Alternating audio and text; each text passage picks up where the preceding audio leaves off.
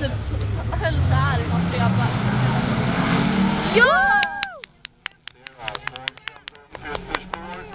Vågar han vika in? Inte tillräckligt. Kan hålla i puttet där. Ja, det gör han. Han är trea. Ledningen så har vi Volvo-skåpet. Benny Karlsson. Att det räcker då. Ja, men det är det. Där är det Kim Kolbo.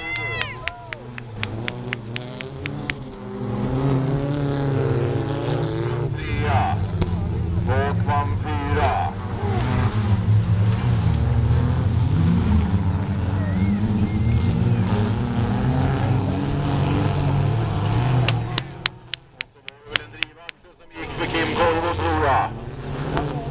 Kvarnström uppe på den andra. Det är fortfarande Volvo-skåpet i ledningen med Benny Karlsson.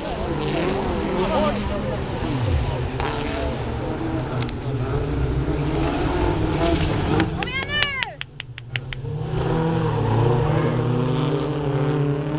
Riktigt jobbigt med Volkman. Hur många varv har kört, mamma? Är det här blir hans andra? Ja.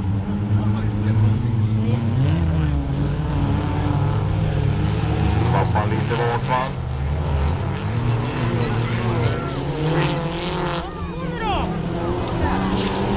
Vi ser vad ryka. Han växlar nu Benny Karlsson. Vi ser om han orkar hålla i sista kurvan.